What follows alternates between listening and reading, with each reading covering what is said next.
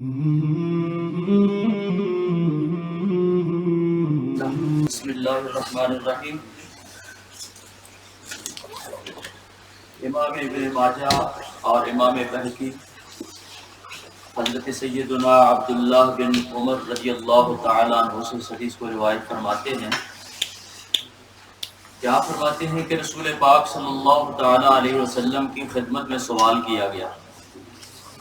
یا رسول اللہ صلی اللہ علیہ وسلم ای الناس افضل،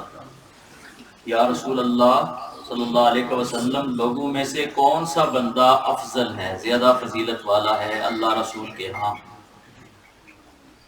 رسول پاک صلی اللہ تعالی علیہ وسلم نے دو چیزیں بیان فرمائی ہیں۔ آپ نے فرمایا کل مخموم القلب و صدوق اللسان، ہر مخموم القلب اور صدوق اللسان بندہ تمام لوگوں میں سے افضل ہوتا ہے۔ صدوق اللسان، صحابہ نے عرض کی قالو صدوق اللسان نعرف، یا رسول اللہ صدوق اللسان کا تو ہمیں پتہ ہے کہ جس کی زبان بڑی سچی ہو، جو بڑی سچی زبان والا ہو، جب بھی بولتا ہو سچ ہی بولتا ہو، جھوٹ کو زبان پر نہ لاتا ہو۔ تو یا رسول اللہ مخموم القلب جو آپ نے فرمایا اس کا معنی کیا ہے؟ مخموم عربی زبان کا لفظ ہے، قلب دل کو کہتے ہیں، مخموم القلب، مخموم کس کو کہتے ہیں؟ مخموم کا لفظی معنی ہے وہ جگہ جس پر جھاڑو دیا جائے، جھاڑو دے دیں تو وہ جگہ جو صاف ہو جاتی ہے نا، جھاڑو دی ہوئی چیز ہے۔ حضور علیہ السلام فرماتے ہیں مخموم القلب لفظی معنی کیا ہوا کہ جس کے دل میں جھاڑو دیا گیا، جھاڑو سے جس کو صاف کر دیا گیا۔ پوچھا یا رسول اللہ سمجھ نہیں آئی کہ مخموم القلب کیا ہے؟ آپ نے فرمایا وہ النقی، ایسا دل جو بالکل صاف ستھرا ہو، والتقی، اور ایسا دل جو اللہ کا خوف رکھنے والا ہو، پرہیزگار دل جو گناہوں سے پاک ہو، صاف ہو، لا اسم علی،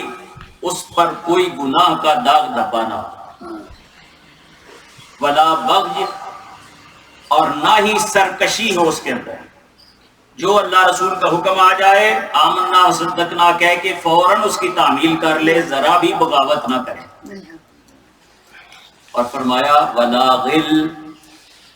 اس میں کسی قسم کا کھوٹ بھی نہ ہو۔ کھوٹ کو آپ سمجھتے ہیں، مثلا یہ سونے کے لیے، چاندی کے لیے، پیسے کے لیے بولا جاتا ہے کہ پیسہ کھوٹا ہے، فلانا بندہ جو ہے وہ کھوٹا ہے، اس کے دل میں کھوٹ ہے، خرابی ہے، لوگوں کو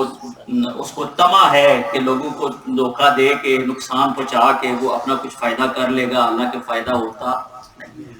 آپ نے فرمایا کہ وہ صاف دل، مخموم القلب کون ہے؟ جس کا دل صاف ہو،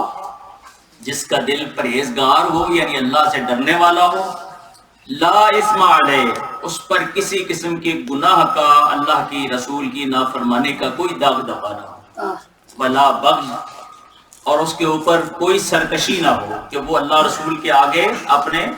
سر کو جھکا دینے والا ہو، ولا غل، اور اس کے اندر کوئی کھوٹ بھی نہ ہو کسی قسم کا، بالکل صاف ستھرا ہو، یعنی کوئی خرابی نہ کرنے والا ہو، کوئی عیب والا نہ ہو۔ اور آگے فرمایا ولا حسد، اس دل میں حسد بھی نہ ہو۔ یہ پتہ ہے نا حسد پہلے دن سے ہی شروع ہے۔ حضرت آدم علیہ السلام کے دو بیٹے تھے، تو ایک بیٹے کو دوسرے سے حسد ہو گیا، حسد کا نتیجہ کیا نکلا کہ دوسرے بیٹے کو قتل کر دیا، قتل کر کے پھر پریشان ہو گیا، ندامت اس کے اوپر آ گئی، اور نبی اللہ تعالیٰ نے فرما دیا کہ ہم نے یہ بات لکھ دی ہے کہ جو بندہ ایک جان کو قتل کرے تو ایسے ہے جیسے اس نے ساری انسانیت کو قتل کر دیا۔ جس نے ایک جان کو بچا لیا اس نے گویا کہ ساری انسانیت کو بچا لیا۔ حسد ہے کیا؟ کہ کسی اور بندے کے اندر کوئی اچھائی دیکھیں، کوئی خوبی دیکھیں، کوئی بہتری دیکھیں، بھلائی دیکھیں، اور دیکھ کر بندے کے دل میں خیال ہو کہ یہ اس کے اندر نہیں ہونی چاہیے، یہ میرے پاس ہونی چاہیے، یعنی اس سے چھن جائے میرے پاس آ جائے، یہ خرابی ہے۔ ایک ہوتا ہے اس کے ساتھ لفظ بولا جاتا ہے رشک کا، رشک عربی زبان کا لفظ ہے، را شین اور کشک والا کاف، چھوٹا کاف جس کو کہتے ہیں۔ رشک کیا ہوتا ہے؟ رشک یہ ہوتا ہے کہ کسی بندے میں خوبی دیکھے تو دیکھ کر یہ نہ جلے نہیں، یہ نہ کہیں کہ یا اللہ یہ میرے پاس ہونی چاہیے، اس کے پاس نہیں، بلکہ اللہ کی بارگاہ میں عرض کریں یا اللہ تیرے ہاں تو کوئی کمی نہیں ہے، تیرے پاس تو سب کچھ ہے، تو اس کو دیا ہے، یا اللہ مجھے بھی دے دے۔ یہ کوئی بری بات نہیں کہ کسی کے اندر اچھائی دیکھ کر دعا کرنا یا اللہ اس طرح کی چیز مجھے بھی دے دے، یعنی اس کے پاس رہے، میں نہیں کہہ رہا کہ اس سے واپس لے لوں، نہیں، لیکن یا اللہ مجھے بھی دے دے، یہ ہے رشک۔ اور حسد کیا ہے کہ کسی بندے کے اندر بھلائی دیکھیں، کسی کو خوبصورت دیکھیں تو جل جائیں، جل کر کہیں کہ یا اللہ یہ خوبصورتی اس سے لے کر مجھے دے دے، کسی کے پاس مال دیکھیں تو جل جائیں، جل کر کہیں یا اللہ یہ اس کے پاس نہیں ہونا چاہیے، میں زیادہ بہتر ہوں، حالانکہ اللہ بہتر جانتا ہے۔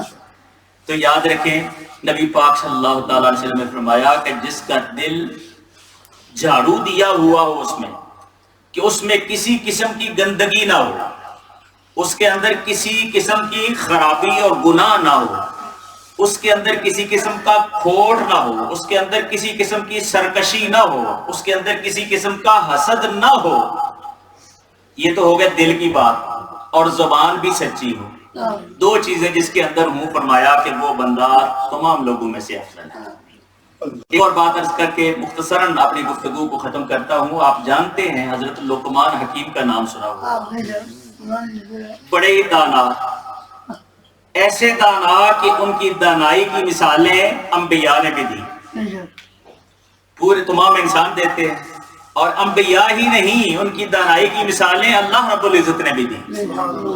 قرآن پاک میں ایک پوری سورت ہے، اس سورت کا نام ہی سورت لقمان اللہ رکھ دیا، اور اس کے اندر بھی اللہ نے لقمان کا ذکر کیا بار بار، تو اپنے بیٹے کو نصیحتیں کر رہے ہیں، تو ان نصیحتوں کا اللہ نے ذکر کیا اور ان کی نفی نہیں کی، مطلب یہ ہے کہ ان کی نصیحتوں کو اللہ نے بھی پسند فرمایا۔ حضرت لقمان کا اتنا بڑا درجہ کہ بعض آئمہ فرماتے ہیں علماء کہ وہ نبی تھے، اور بعض فرماتے ہیں کہ وہ نبی نہیں تھے، ولی تھے، پر دانا تو تھے، اللہ کے نیک بندے تھے، اچھے بندے تو تھے، دانا تھے، حکمت والی باتیں کرتے تھے، اچھی باتیں۔ حضرت امام مالک رحمۃ اللہ تعالی علیہ موطا امام مالک میں آپ فرماتے ہیں کہ مجھے یہ خبر پہنچی ہے کہ حضرت لقمان حکیم سے لوگوں نے سوال کیا کہ اے لقمان حکیم، آپ کو اتنی بزرگی ملی ہے، اتنا بڑا مرتبہ ملا ہے، یہ تو بتائیں کہ یہ مرتبہ کیسے ملا ہے؟ اتنا بڑا مرتبہ کہ آپ حکیم ہیں، دانا ہیں، اور آپ کا تذکرہ ہر جگہ پر ہوتا ہے، انبیاء بھی تم آپ کا تذکرہ کرتے ہیں۔ حضرت لقمان حکیم نے فرمایا کہ تین چیزیں ہیں جن کی وجہ سے اللہ نے مجھے یہ مرتبہ دیا ہے۔ کتنی چیزیں؟ تین۔ ایک فرمایا صدق الحدیث، سچی بات، میں ہمیشہ سچی بات کہتا ہوں، کبھی جھوٹ نہیں زبان پر، کیونکہ جھوٹ سے ظاہر بھی خراب ہوتا ہے اور دل بھی کالا ہو جاتا ہے، اور پھر خرابی ہوتے ہوتے ہوتے بندہ اللہ سے اتنا دور ہو جاتا ہے، اتنا دور کہ جہنم سے قریب ہو جاتا ہے۔ اور سچ بولنے سے بندہ کا دل روشن ہوتا ہے، بندہ اللہ کے قریب ہوتا ہے، اور بولتا ہے سچ تو اور اللہ کے قریب، اور بولتا ہے تو اور اللہ کے قریب ہوتا ہے، اور جنت کے قریب ہوتا ہے، جہنم سے دور۔ یہ نبی پاک صلی اللہ علیہ وسلم کا فرمان ہے۔ تو کہنے لگے کہ تین چیزیں ہیں جن کی وجہ سے یہ مرتبہ مجھے ملا ہے، ایک سچی بات، اور دوسرا امانت کو ادا کرنا، میں نے کبھی امانت میں خیانت نہیں کی۔ ایک تو امانت ہے نا، آپ میرے پاس کوئی چیز رکھیں تو امانت داری یہ ہے کہ جب آپ میرے پاس کوئی چیز رکھیں تو میں اس کی حفاظت کروں، میں اس کو نقصان نہ پہنچاؤں کسی قسم کا، دل و جان سے اس کو محفوظ رکھوں، پھر جب آپ مانگیں تو صحیح سلامت بغیر کسی انکار کے فوراً آپ کو سپرد کر دوں۔ یہ ہے امانت کو ادا کرنا۔ اور اللہ نے ہمارے پاس کتنی امانتیں رکھی ہیں، سر سے لے کر پاؤں تک، یہ بالوں سے لے کر پاؤں کے ناخن تک، ہر چیز یہ مالک کون ہے؟ اللہ، دی ہے اس نے کس کو؟ ہمیں، تو اللہ کی امانت ہے۔ تو اللہ کا کیا حکم ہے کہ یہ جتنی نعمتیں ہیں میری امانت ہیں، تو ان میں کیا کرو؟ میرا شکر ادا کرو، ان کی حفاظت کرو۔ ہمیں چاہیے کہ سب اعضاء کو اللہ کی نافرمانی سے بچائیں۔ یہ بھی بددیانتی اور خیانت ہے کہ ہم اللہ کی دی ہوئی چیزوں کو اللہ کے حکم کے خلاف استعمال کریں،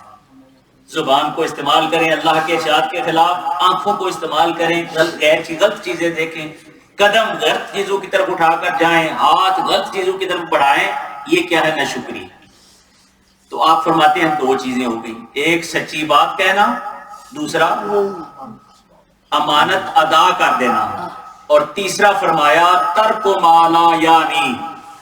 کہ میں جو چیز فائدہ نہیں نہ دینے والی اس کو چھوڑ دیتا ہوں، جو فضول چیز ہے جس کا فائدہ ہی کوئی نہیں ہے مجھے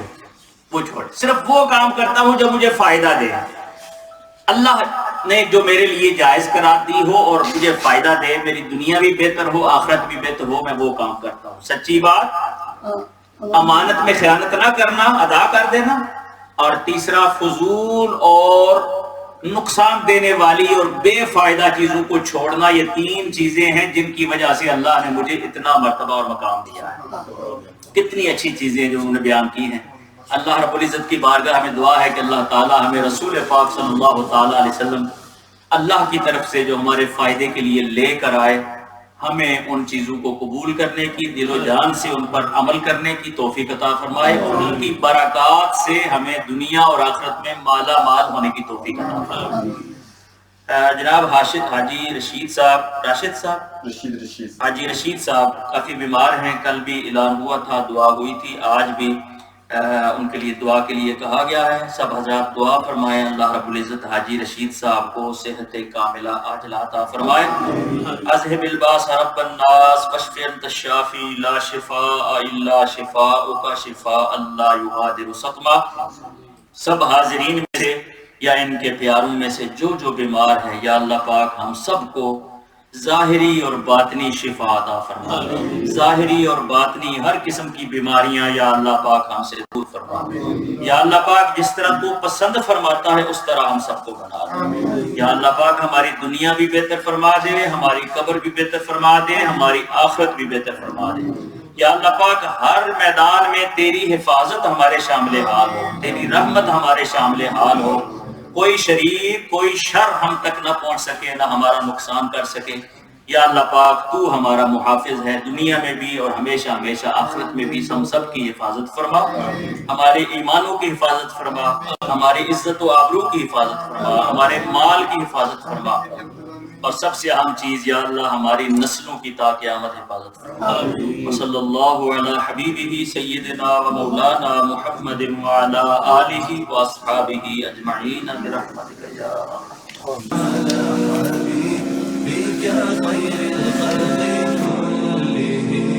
محمد سید